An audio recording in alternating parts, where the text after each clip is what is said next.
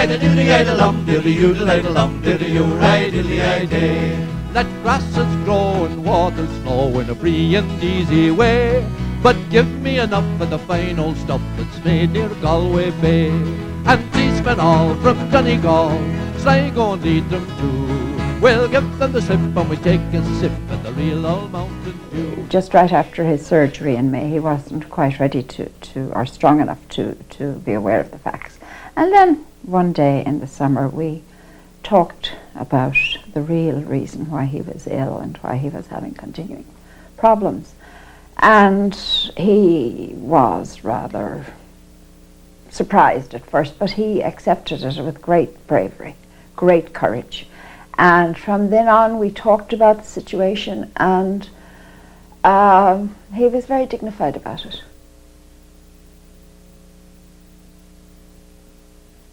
Is bronach go bhfuil Paddy imethe ach beidir go táman is sé a féchant a dhéanamh tácht na Clancys agus an áit a bhí acu is starceol na hÉireann agus an méid a thug siad don cultúr go hiomlán an seo. I was very sad at Paddy's funeral, you know, because it was another link gone. But I don't think there will be an end to Irish folk song. They can't be. It's too powerful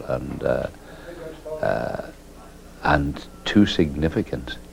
Nígla go man bhfuil deir a ré an, mar lean Liam agus Tommy Macon le chéile, a Diana ceol le chéile. Ach dána bór an caile, mar na daine séna bhí an nuair a bhí siad ar fáda le chéile ina sláinte agus ina rucht. Agus the bhéid sin is mór a cailún de Paddy. Anna cailún te be bás Paddy don phobal an seo. Mar bhí sé fitte isteach I saoil an bhaile, agus anmheas ag muintir an bhaile agus bhór an cailún te nos áisiad an seandrahead an seo dearhan. Paddy and Tom were my big brothers, if you know what I mean. They were the older ones, and they were, I don't know how to express it now, but I think Paddy and Tom, the big chunk of the Clancy Brothers is gone, you know. He'd come down here to ring when I think he realised that he was very ill. And like every family, we'd had our disagreements over the years, but we had a fairly serious falling out over this. We're doing cruises in the Caribbean, and just once you get involved in business you don't understand, very often things get very rocky. And we had our problems and our battles and so on, but he came down to Ring, and we had to get together down in Mooney's, and we had a couple of pints. We hugged each other and said, what the hell were we fighting about? A few dollars or some misunderstanding, nonsense. Let's have a song. So we had a great session that night. Sweating our coat, growing up, growing old, or dying.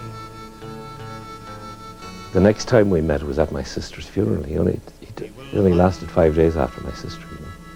And again, we had a couple of pints, and he said, I've been thinking about those trees you put in down there. He said, they do an awful lot better now if you were to take some off the top, the eucalyptus trees. And he said, those big larch trees that I put up, he said, I'm going to top those now in the spring. He said that they're getting a bit out of hand. I always assumed, and everybody assumes, they're going to be famous. It's like the fella, who was it? Wrote recently, I was reading him, he died. He was a playwright. He wrote Time of Your Life. Anyway, he got cancer and he was dying. And his own epitaph was very nice. He said, I always knew that death was inevitable. But I always thought somehow it'd be an exception in my case. I think we all feel that somewhat. Oh, all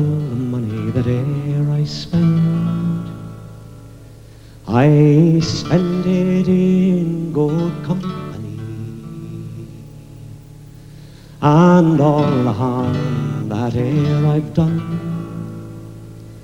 Alas, it was too long but me, And all I've done for want of wit, to memory now I can't recall.